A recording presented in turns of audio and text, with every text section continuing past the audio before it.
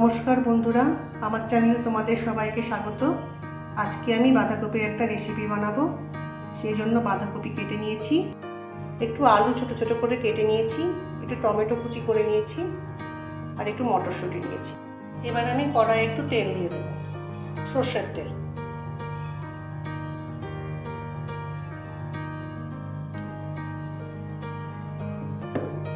তেলটা গরম হয়ে গেছে, এবার আমি একটু জিরে ফোড়ন দিলাম,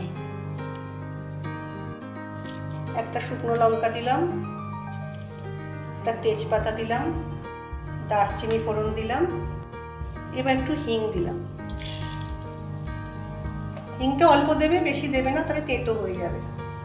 ফোড়নগুলো আমার ভাজা হয়ে গেছে, এবার আমি আলুগুলো দিয়ে দেবো ভাজার সময়।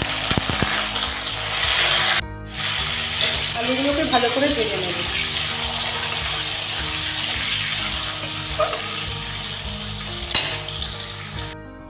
আলুগুলো খুব সুন্দর করে ভাজা হয়ে গেছে, এবার আমি বাঁধাকপিটা দিয়ে দেবো।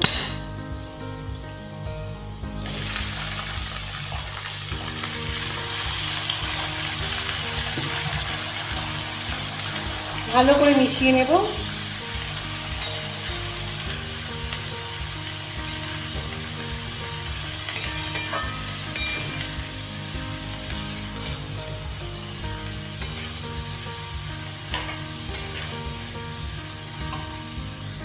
গ্যাসকে সিম করে রেখে মিনিট 5 আমি বাঁধাকপিটা একটু কষিয়ে নিয়েছি। এবার আমি এর মধ্যে মটরশুঁটি দিলাম আর একটু টমেটো কুচি দিলাম, দিয়ে ভালো করে মিশিয়ে নেব।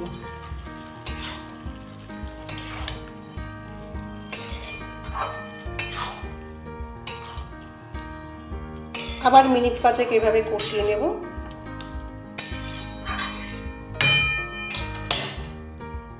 এবার আমি বাঁধাকপির মধ্যে নুন দিয়ে দেব পরিমাণ মতো,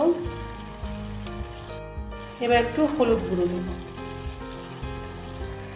এবার একটু লঙ্কা গুঁড়ো দিলাম, যে যেমন ঝাল খাও সে তেমন দেবে।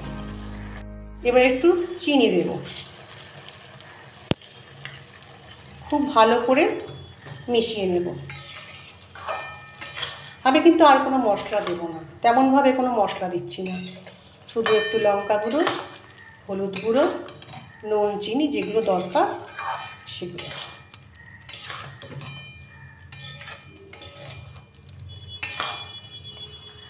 এবার আবার বাঁধাকপিটাকে ঢাকা দিয়ে কিছুক্ষণ রেখে দেব।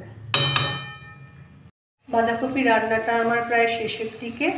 এবার আমি একটু ধনেপাতা কুচি দিয়ে দেব।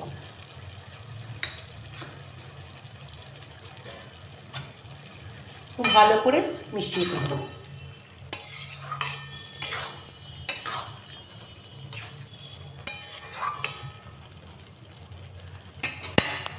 বাঁধাকপি রান্নাটা হয়ে গেছে, এবার আমি একটু গরম মশলা দিলাম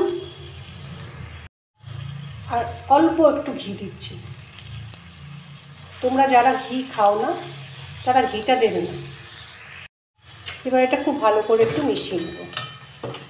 গ্যাসটাকে বাড়িয়ে দিয়ে এবার খুব ভালো করে মিশিয়ে দেব।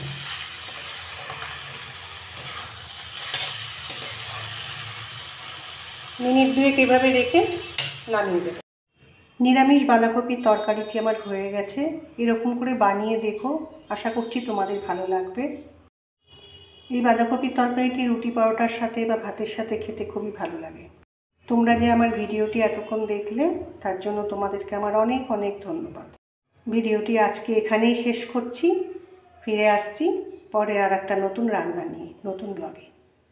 তোমরা সবাই খুব ভালো থেকো।